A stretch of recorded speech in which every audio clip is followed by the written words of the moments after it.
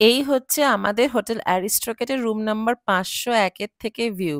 একটু আগে এখান থেকে কাঞ্চনজঙ্ঘা দেখা যাচ্ছিল।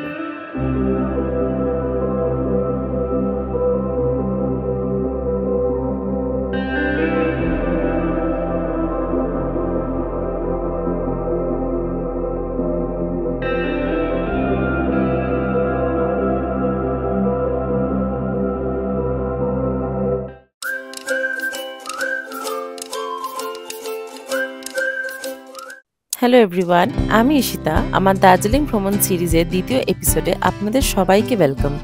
আমি এর আগের ভিডিওতে শেয়ার করেছিলাম এনজিপি থেকে দার্জিলিং পৌঁছে হোটেল অ্যারিস্ট্রকেটে থাকার অভিজ্ঞতা অ্যান্ড তারপর বাকি দিনটা আমরা কিভাবে অতিবাহিত করেছিলাম। সেই ভিডিওটি যদি আপনারা মিস করে থাকেন, ডেসক্রিপশন বক্সে আমি তার লিঙ্ক দিয়ে দেবো, আপনারা একবার দেখে নেবেন। ওই ভিডিওটা দেখে নিলে আপনার তাহলে এই ভিডিওটার কন্টেন্টটা বুঝতে অনেকটা সুবিধা হবে আর সেটা আপনাদের জন্য অনেক ইজি হবে।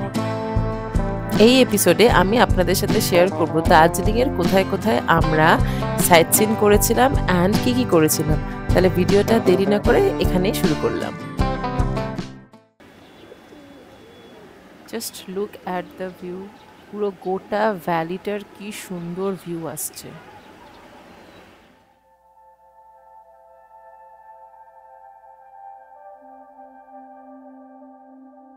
হোটেল অ্যারিস্ট্রকেটের প্রত্যেকটা রুমই ভীষণ সুন্দর অ্যান্ড অলমোস্ট সবকটা রুমই তোমাদেরকে ভিউ অফার করবে। লাস্ট টাইম আমরা যখন দার্জিলিং এসেছিলাম তখন আমাদের ৪০১ অ্যান্ড ৪০২ এই দুটো রুম অ্যালোকেট করা হয়েছিল। সেই ভিডিওটা যদি তোমরা কোনো কারণে মিস করে থাকো দেন আই বাটনে আমি তার লিঙ্ক দিয়ে দেবো। তোমরা পারলে একবার দেখে নেবে, তাহলে বুকিং করার টাইমে তোমাদের অনেকটা সুবিধা হবে, তোমাদের একটা আইডিয়া পেয়ে যাবে যে রুমটা কেমন বা কতটা স্পেসের আছে। সব থেকে বেস্ট থিং হচ্ছে এই ভিউটা। এখান থেকে জাস্ট সকালবেলা কাঞ্চনজঙ্ঘা দেখা যাচ্ছিল, বাট এখন মেঘলা, কিচ্ছু দেখা যাচ্ছে না। সকাল সকাল ব্রেকফাস্ট সেরে আমরা বেরিয়ে পড়লাম আজকের দিনের আমাদের প্রথম গন্তব্যস্থল, that is Darjeeling zoological park. Darjeeling চিড়িয়াখানা, যাকে আমরা সবাই পদ্মাজা নাইডু চিড়িয়াখানা বলেই চিনি, সেটা অ্যাকচুয়ালি পাহাড়ের বুকে খুব সুন্দর একটা ছোট্ট জায়গা। সেদিন সকালে আমরা যখন চিড়িয়াখানায় ঢুকলাম চারিদিক এতটাই ঠান্ডা যে আমরা বুঝতেই পারিনি যে অ্যাকচুয়ালি এটা চিড়িয়াখানা না নতুন একটা অন্য কোনো হরাইজনে চলে এসেছি। মানে আমরা যারা কলকাতায় থাকি তারা এত ঠান্ডার তো অভ্যাস নেই, রাইট?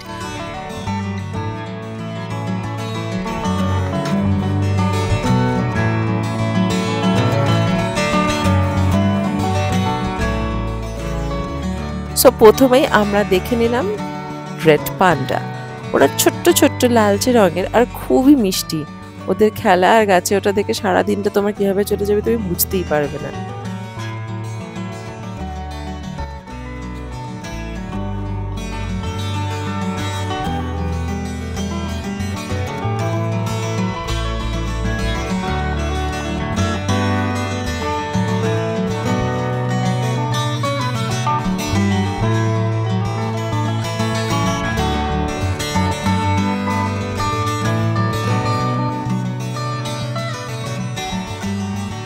তারপর কিছুটা এগোলেই তুমি পেয়ে যাবে হিমালয়ান ব্ল্যাক বেয়ার।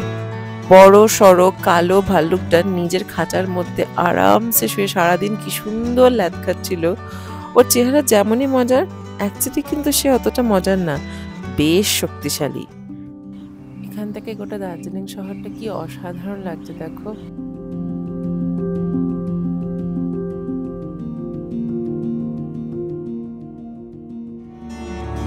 এছাড়া ওখানে নানান রকম পাখি দেখতে পারবে, ওয়াইল্ড অ্যানিমালস দেখতে পারবে, যেগুলো খুব সুন্দরভাবে চিড়িয়াখানা কর্তৃপক্ষ দ্বারা সংরক্ষিত।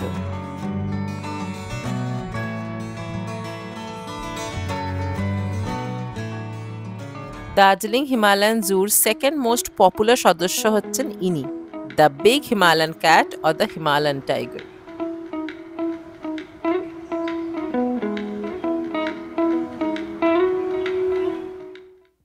চিড়িয়াখানায় ঘুরে আমরা বেরিয়ে পড়লাম রঙ্গিত চা বাগানের উদ্দেশ্যে।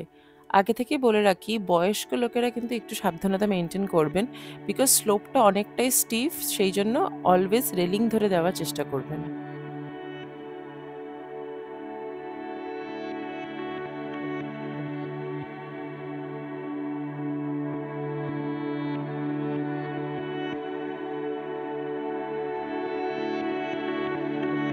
দার্জিলিংয়ে দ্বিতীয় দিন আমরা শেষ করলাম ক্যাভেন্টাসে গরম চায়ে চুমুক দিতে দিতে।